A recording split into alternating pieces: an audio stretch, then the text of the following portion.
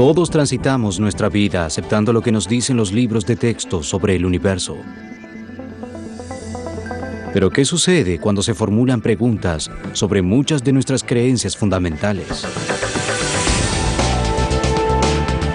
Un misterio que no tiene explicación. Un enigma que desafía la razón.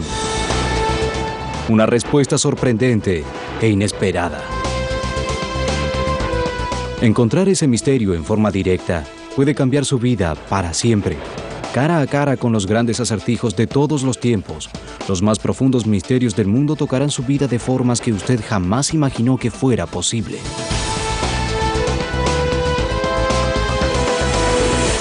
Encuentros con lo inexplicable. La mayoría de los americanos sostiene firmemente que John Wilkes Booth disparó la bala que mató al presidente Abraham Lincoln mientras disfrutaba de una obra en el Ford Theater la noche del 14 de abril de 1865. Y aquí es donde termina la discusión sobre el asesinato de Lincoln. Las controversias y el debate han rondado estos desafortunados sucesos hasta nuestros días. ¿Sabría John Wilkes Booth que no habría nadie resguardando el palco del presidente esa noche? ¿Es por eso que llevaba solo una bala?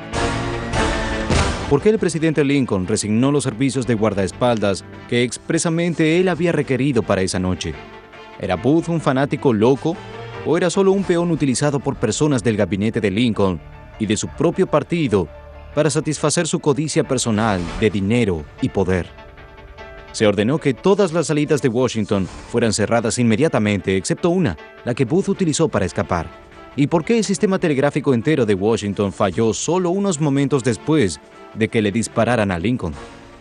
Durante años, los historiadores han tenido problemas con ciertos hechos sobre el asesinato de Lincoln. ¿Hay nueva evidencia que revela que personas inescrupulosas ensayaron este acto asesino?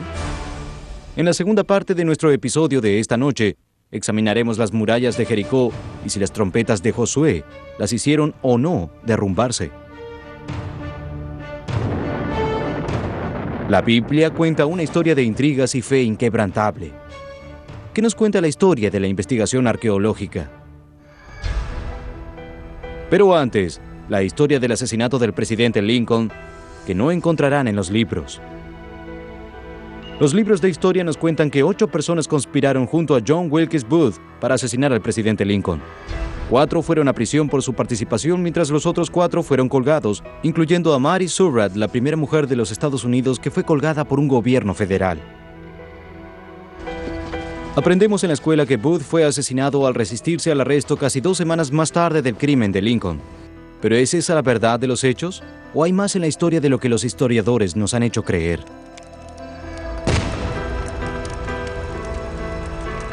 Documentos confidenciales de ese entonces, varios diarios de congresales involucrados, antiguas cartas, libros manuscritos y confesiones, además de las páginas perdidas del diario de John Wilkes Booth, describen hoy una pintura completamente diferente de lo que sucedió en el momento del asesinato de Lincoln que lo que hemos aprendido en los libros de texto. La continuación de la investigación nos mostrará lo que realmente pasó esa siniestra noche, o el fantasma de la controversia estará condenado a vagar por los vestíbulos de la historia por otros 150 años. Nuestra investigación nos lleva a formularnos una importante pregunta. ¿Fue este un encubrimiento del gobierno que incluyó el asesinato? La historia comienza mucho tiempo atrás de lo dicho sobre tales sucesos en los libros de historia.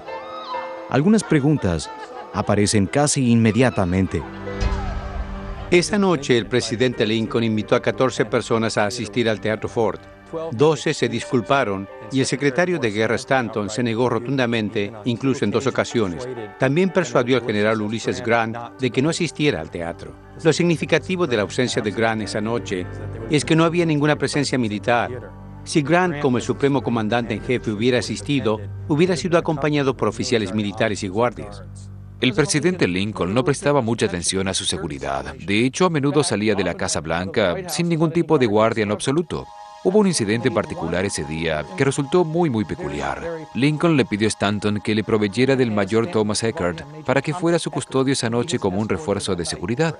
Stanton estuvo de acuerdo en que Eckert sería el custodio ideal. Sin embargo, dijo que él no estaría disponible esa noche. Lincoln se enfadó por la respuesta de Stanton. se dirigió directamente hacia Eckert para invitar al mayor él mismo. El presidente explicó que deseaba que Eckert lo acompañara a él y a la señora Lincoln al Teatro Ford esa noche. Eckert, sin embargo, se alió con su jefe y rehusó acompañarlo. No puedo ir, lo lamento. No puedo ir. Eckert estaba en una posición incómoda. Stanton había querido que lo despidieran por un episodio anterior, pero Lincoln había intercedido. Extrañamente, después del suceso, Stanton no solo mantenía a Eckert a su lado como ayudante, sino que lo promovió a mayor. ¿Por qué? Porque Stanton quería que Eckert le estuviera agradecido a él y no al presidente. Parece incomprensible que ante una tarea tan vital, ambos hombres se habían negado a una petición del presidente de los Estados Unidos. La seguridad del presidente Lincoln era, después de todo, una preocupación primordial de la Secretaría de Guerra. Cualquiera fuera el trabajo que Eckert debía hacer, aparentemente sería de poca importancia. De hecho, al poco tiempo, Stanton dijo a Eckert que había cambiado de idea y que se iba a casa por la noche. Y poco después, Eckert hizo lo mismo.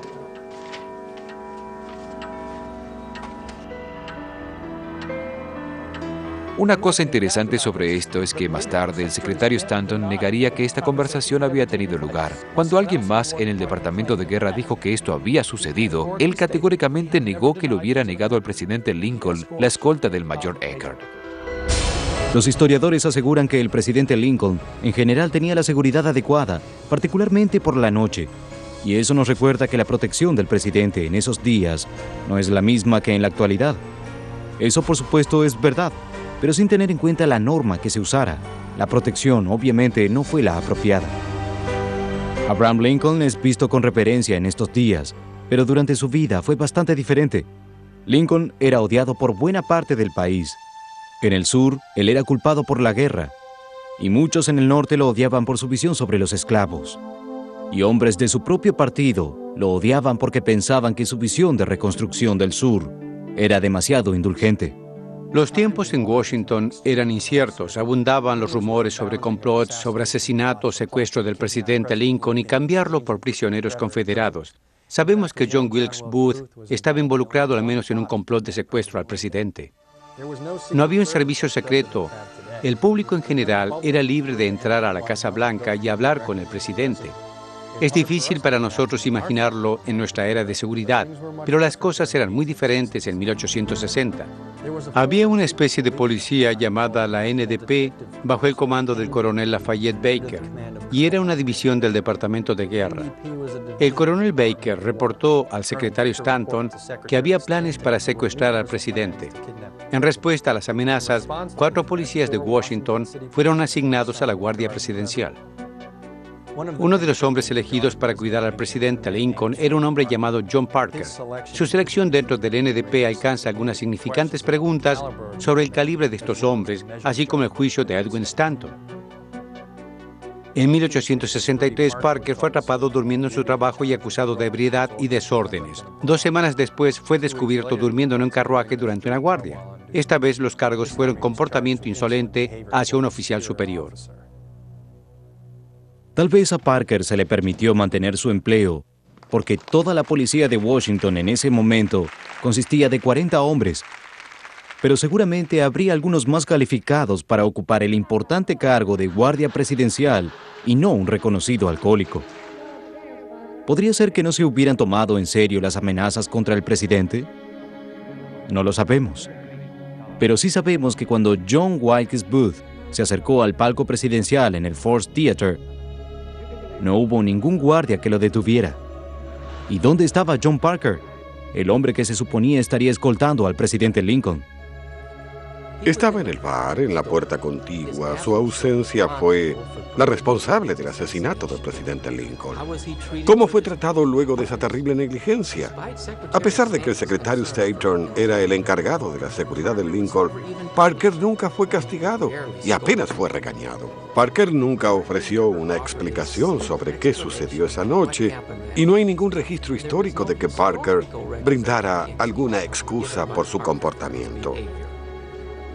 La responsabilidad por la elección de Parker como guardia del presidente realmente caía sobre el secretario Stanton, ya que él era la persona a cargo de la seguridad presidencial.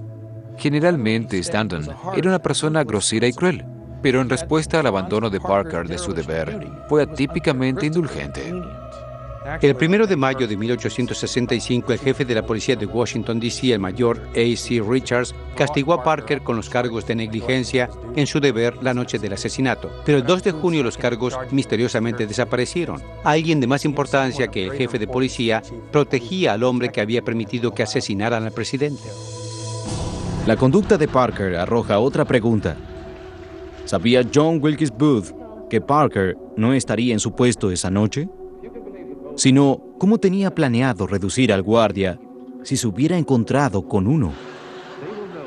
Booth era un famoso actor familiarizado no solo con el Teatro Ford, sino también con esa obra en particular. Cronometró su ataque para que coincidiera con una larga risotada del público que apaciguaría el sonido del disparo.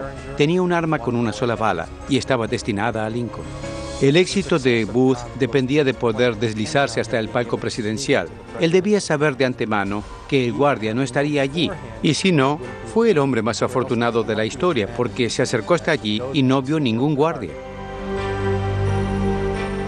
Momentos después disparaba el tiro que mataría al presidente. Las líneas telegráficas comerciales en Washington, D.C. fueron divididas. La única línea que funcionaba iba al Departamento de Guerra. Las líneas habían sido desunidas por expertos, dejando a Washington, D.C. incomunicado. A pocos minutos del asesinato, numerosos testigos habían identificado a John Wilkes Booth como el hombre que le había disparado a Lincoln. Pero las autoridades fueron incapaces de enviar el mensaje al resto de la nación. No tenían posibilidad de comunicación. Y esa era otra extraña coincidencia, ya que en ese momento la ciudad de Washington estaba rodeada por pantanos. La única manera de salir de la ciudad era cruzar uno de los puentes. Cuando el secretario Stanton escuchó que el asesino había escapado, comenzó a ordenar que se cerraran los puentes. El puente que conectaba directamente con Richmond y los estados del sur era el puente Navy Yard. Extrañamente, este fue el último puente que el secretario Stanton ordenó bloquear. En el momento en que se cerraba, Booth ya había cruzado el puente y estaba a 50 millas de la ciudad. ¿Podría ser que Stanton estuviera deliberadamente tratando de darle a Booth la oportunidad de escapar? ¿Pero por qué el secretario de Guerra querría remover a Lincoln del poder? Había un grupo dentro del propio partido republicano del presidente llamado los radicales republicanos, quienes fuertemente se oponían a la política de reconciliación del país y a darles la bienvenida abiertamente a los ex confederados. Estos radicales republicanos, liderados por el secretario Stanton, querían tratar muy bruscamente a los antiguos confederados. Si a los estados del sur se les permitía regresar a la Unión con todos los derechos y beneficios que habían tenido antes de la Guerra Civil, el Partido Republicano se vería muy debilitado, y muchos de los radicales estaban muy alarmados al respecto. Muchas preguntas se desprenden sobre el secretario Edwin Stanton y su conducta antes y después del asesinato del presidente Lincoln. Pero tal vez la más intrigante sea, ¿qué planeaba hacer el secretario Stanton con los espías ex-confederados? Un espía confederado que había sido tomado prisionero fue llevado a Washington, D.C. y puesto bajo las órdenes directas del secretario de Guerra Stanton. El nombre del prisionero era James William Boyd. Él tenía las mismas iniciales que John Wilkes Booth y tenía estas letras tatuadas en su cuerpo en el mismo lugar que Booth. James William Boyd tenía un gran parecido físico con Booth. El misterioso prisionero permaneció en Washington, pero cuando finalmente fue liberado, tuvo una reunión con el secretario Stanton y su ayudante, el mayor Thomas Eckert. Boyd escribió a un amigo en Tennessee después de la reunión que había conseguido trabajo en el gobierno. Los sucesos de esa siniestra noche en el Ford Theater son familiares a cualquier escolar. John Wilkes Booth irrumpió en el palco presidencial, gatilló su arma y disparó al presidente Abraham Lincoln en la cabeza. Pero menos conocido es el hecho que hubiera un forcejeo breve entre Booth y un invitado del presidente Lincoln esa noche, el mayor Henry Rathbone. Booth apuñaló al mayor Rathbone y saltó al escenario, pero una espuela de su bota quedó atrapada colgando del palco. Aterrizó torpemente, rompiendo su tobillo. Booth caminó por el escenario y salió por la puerta donde tenía un caballo esperando para su escape, pero este era solo el principio del plan. Mientras Booth realizaba su escape del Teatro Ford, otro de los conspiradores estaba ejecutando otra parte del plan. Louis Payne había invadido la casa del secretario de Estado William Sherwood, irrumpido en su dormitorio y apuñalado salvajemente al secretario. Hirió seriamente al secretario Sherwood y a 4 miembros de la casa antes de escapar. Mientras tanto, un tercer miembro del equipo, George Atzerodt, fue sospechoso de atentar contra el vicepresidente Andrew Johnson. Sin embargo, Atzerodt nunca dejó el bar esa noche. En 15 minutos había suficiente evidencia de que John Wilkes Booth era quien había matado al presidente Lincoln. Booth era un actor muy conocido. El secretario Stanton esperó 6 horas y media antes de anunciar el hecho al público. Todas estas acciones indicaban que Stanton quería dar a Booth una buena ventaja para lograr un exitoso escape. Booth cruzó el puente Navy Yard en su camino al sur. Booth se encontró con un compañero conspirador, un hombre llamado David Herold, quien aparentemente conocía el plan y esperaba para ayudar a Booth a escapar. Los 2 hombres supuestamente continuaron su escape al sur, hasta que fueron rodeados en un establo de la granja Garrett el 26 de abril. De acuerdo al reporte oficial, las autoridades arrestaron a Herold, pero Booth se rehusó a rendirse. Muy bien, Booth. Sabemos que estás ahí. No puedes ir a ningún lado con una pierna rota. Le disparó y lo mató el sargento Boston Corbett. Mira, creo que lo vi. Todo esto parece bastante verosímil. Pero hay una seria pregunta. ¿El hombre que fue asesinado en la granja Garrett e identificado como John Wilkes Booth era realmente él? Luego de que Booth cruzó el puente, se encontró con alguien, pero no era David Herold. La policía sabía que Herold era uno de los amigos de John Wilkes Booth y lo estaban buscando para sacarle información sobre el paradero de Booth. Herold estaba bajo custodia policial mientras Booth realizaba su escape y no como según se alega como su compañero de viaje. No obstante, el gobierno publicó carteles de buscado el 20 de abril con fotografías y descripciones de Booth, John Surratt y David Herold.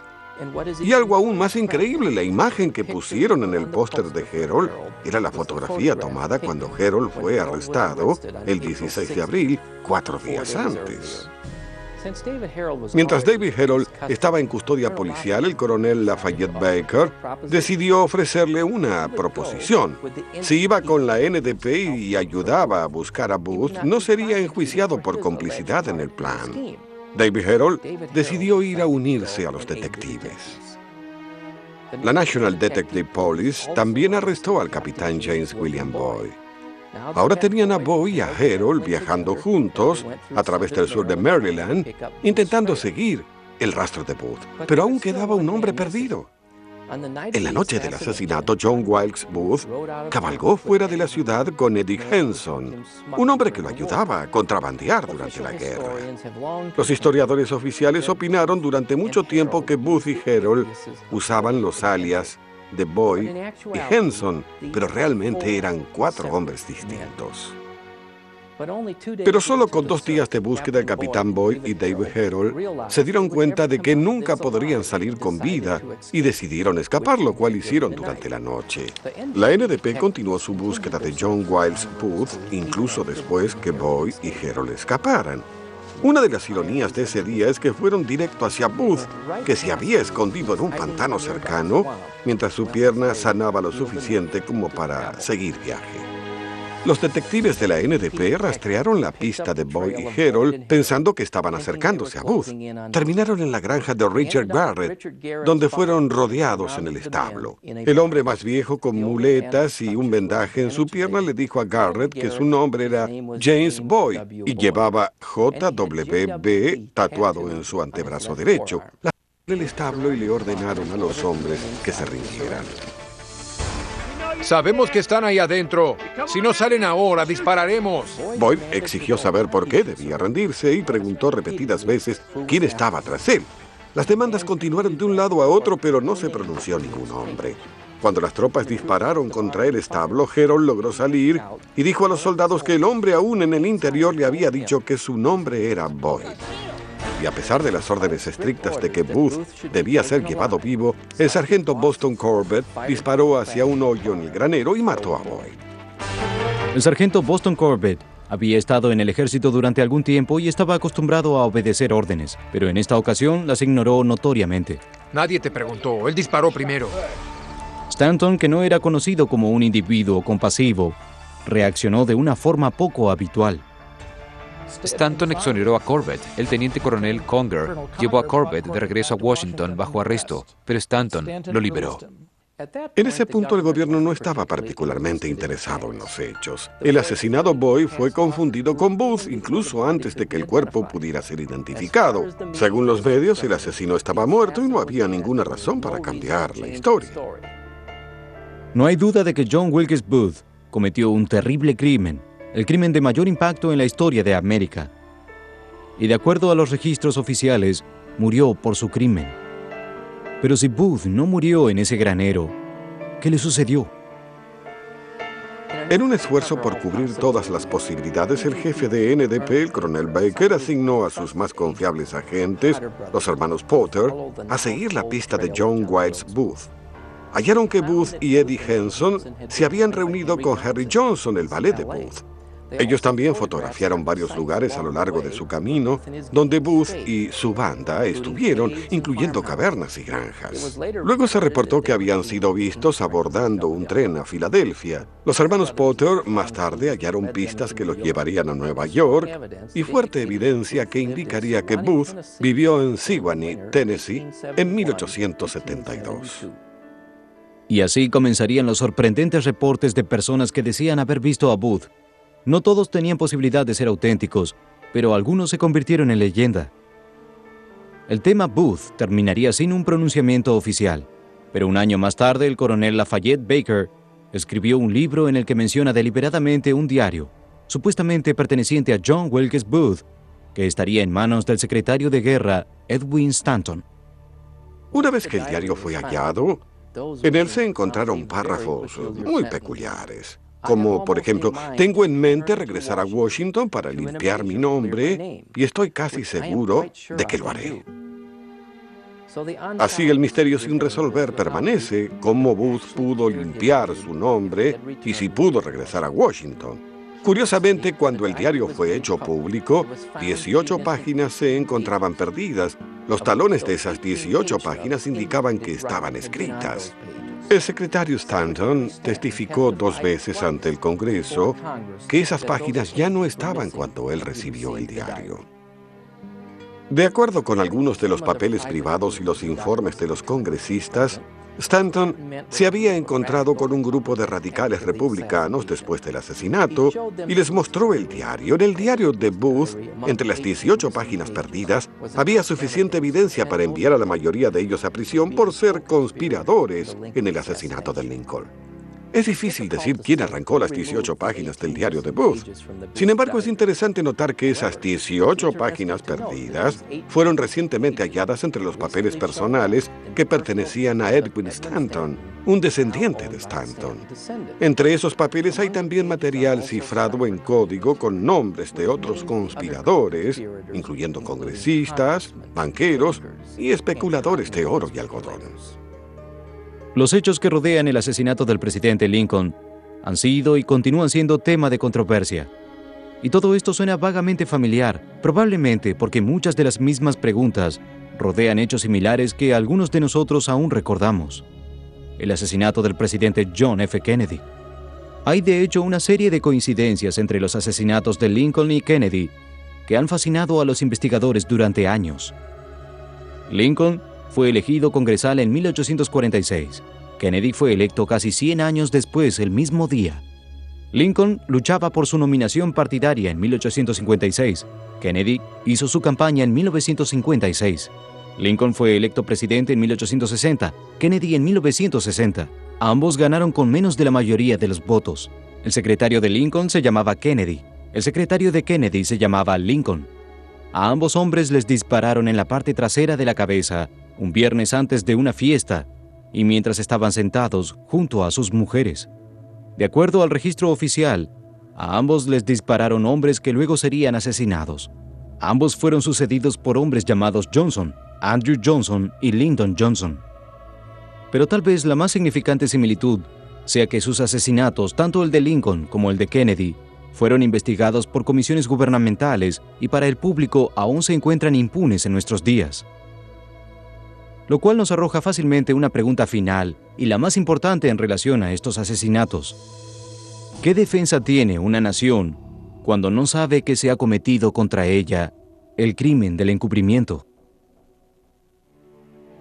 Pero ahora dirijamos nuestra atención a otra ciudad y a otra época, y a un líder que no tuvo que depender del telégrafo cuando necesitó ayuda.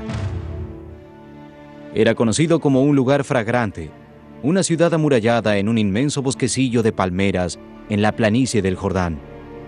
Esta también era la ciudad que bloqueaba la conquista israelita de Canaán. Debilitados por su arduo viaje a través del desierto, los israelitas no estaban equipados ni entrenados para sitiar a tan poderoso adversario como la ciudad amurallada de Jericó. Pero de acuerdo con la Biblia, Dios los había instruido para que conquistaran la tierra de Canaán. Esa sería su tierra prometida, y para llevar a cabo esto, todo lo que necesitaban era fe. La batalla se ganaría con la explosión de las trompetas. Jericó es considerada la más antigua ciudad habitada del mundo, y alrededor del 1400 a.C., cuando Josué y los israelitas recibieron instrucciones para llevar adelante la conquista de Canaán, era una ciudad fuertemente fortificada rodeada por una impenetrable muralla.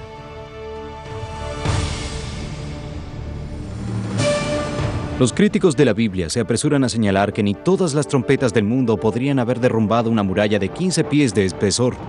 Considerando lo que sabemos hoy en día sobre historia, geografía y arqueología, ¿podría tal cosa ser posible? Tenemos gran cantidad de evidencia científica que nos dice que las paredes de Jericó habrían colapsado por un terremoto tal como está descrito en la Biblia. Además, Jericó es una de las ciudades más antiguas del mundo, con muchos edificios construidos uno sobre otro. Podemos muy precisamente fechar la ciudad que fue destruida por los israelitas, como describe la Biblia. Durante 40 años Moisés había guiado a su pueblo a través del desierto hacia la península de Sinaí, preparándolos para el día en que entrarían a Canaán, la tierra prometida. Ahora era el turno de Josué de guiar al pueblo de Dios hacia Canaán y hacerlos dueños de la tierra prometida. Pero esta gran ciudad amurallada llamada Jericó estaba en su camino. Era la más fuerte fortaleza en la tierra de Canaán y la clave para el éxito o el fracaso de la misión israelita. Josué no poseía una máquina de guerra capaz de destruir o incluso poner en un riesgo significativo a la fortaleza amurallada. Solo un milagro podría hacer ese trabajo. Pero en ese entonces los milagros eran el as en la manga de los líderes israelitas. Ya habían cruzado el Mar Rojo convirtiéndolo en tierra seca y luego habían observado cómo era destruido el ejército del faraón. El maná del cielo había alimentado a la nación israelita durante los 40 años en el desierto. Los estudiosos bíblicos creen que fue Josué quien formó el primer ejército israelí. Moisés había tomado a los esclavos de Egipto y los convirtió en su pueblo. Así Josué se encontró con un ejército formado por granjeros, alfareros y mercaderes. Y el desafío para este ejército de novatos no tardaría en llegar. Ataquen en nombre de Moisés, en el nombre de Israel, en el nombre de Dios. ¡Ataquen! En Amalek, las tropas novatas de Josué fueron diezmadas, pero otra vez un milagro fue parte del día. Estaba escrito que mientras Moisés mantuviera sus brazos en alto, los israelitas serían victoriosos. Pero cuando Moisés bajara sus brazos, la pelea comenzaría a volverse contra ellos. Así Moisés requirió ayuda para mantener sus brazos levantados el día entero mientras la batalla continuara. Así el nuevo ejército de Josué ganaría su primera victoria.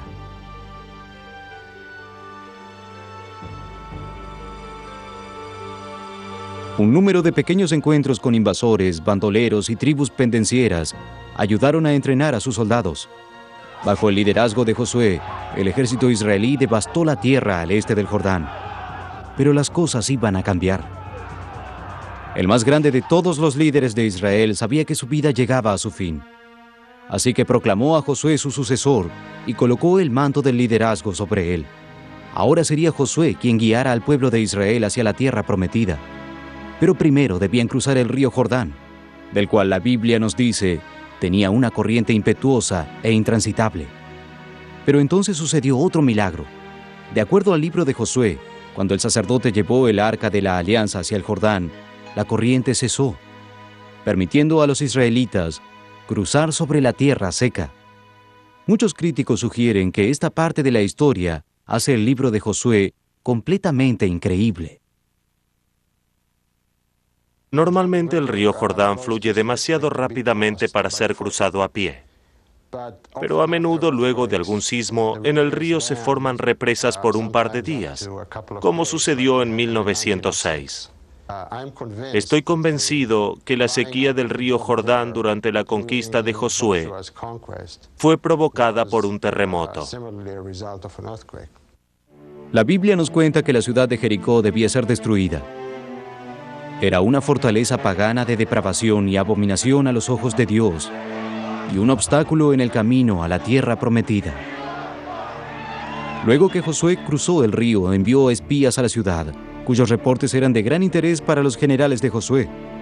La ciudad estaba bien fortificada y provista de granos de la cosecha, y había un manantial natural en el centro de la ciudad. Jericó podría resistir un extenso sitio.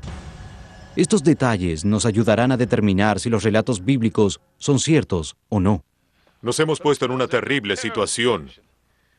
Ahora el río ha recobrado su curso y tenemos todas las ciudades armadas de Canaán ante nosotros. Mis consejeros creen que debemos ir hacia el sur. Comenzar con un pequeño campamento. Pero Josué insiste en esta locura. Desaprovecharemos a nuestro ejército contra esos muros. Es mejor atacar una posición menor hasta que podamos reconstruir nuestra fuerza. Buenas noticias.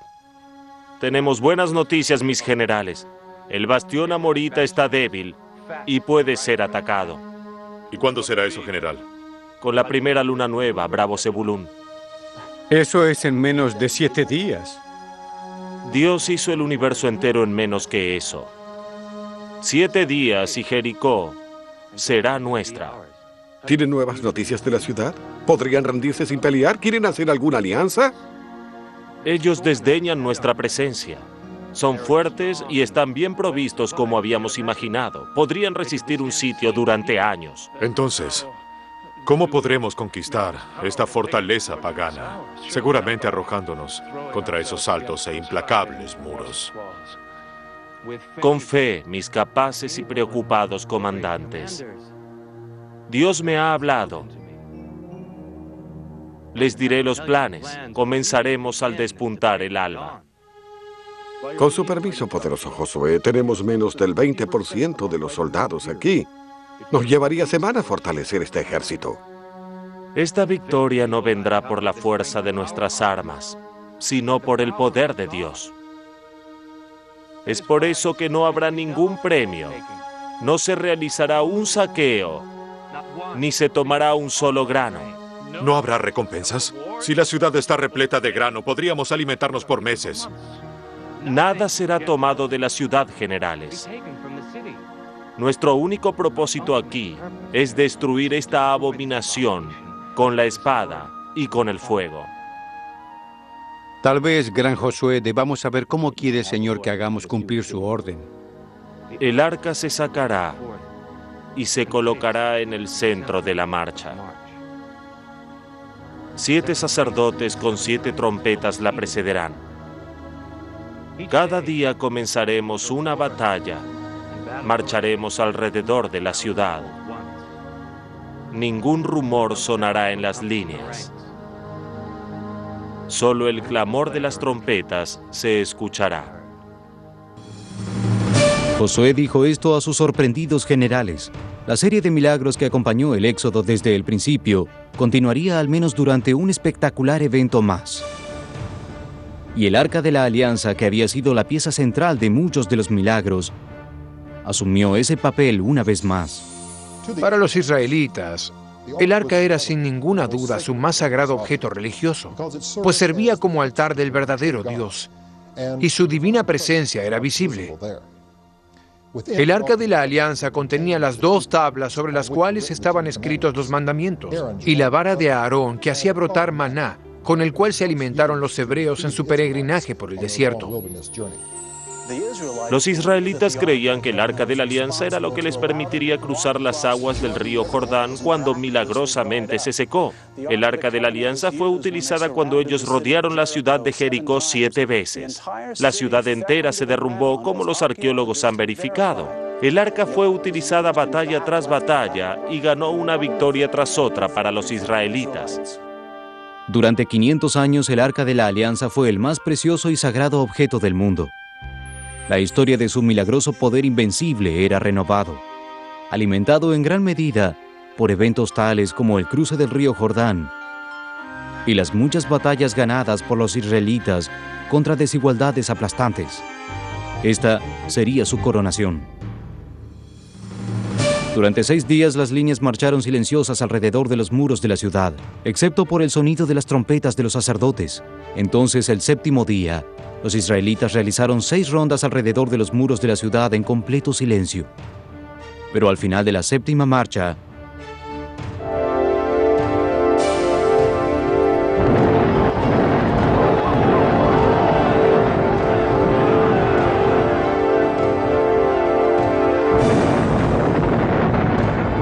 Israel aclama su gloria. Lloran los dioses. ¡A la carga!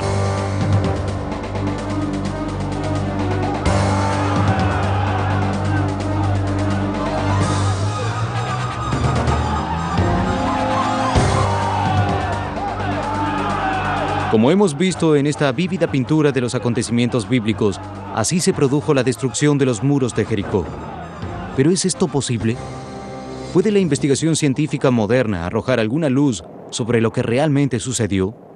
Tenemos gran cantidad de evidencia científica, que nos dice que los muros de Jericó cayeron por un terremoto, como lo describe la Biblia. La mejor evidencia son los esqueletos hallados en Jericó 1400 años antes de Cristo, que fueron obviamente aplastados al caer el muro. Por muchos años, los estudiosos pensaron que la historia de Jericó era una leyenda, cuando la evidencia arqueológica es propiamente interpretada. Sin embargo, encontramos una asombrosa concordancia con la Biblia.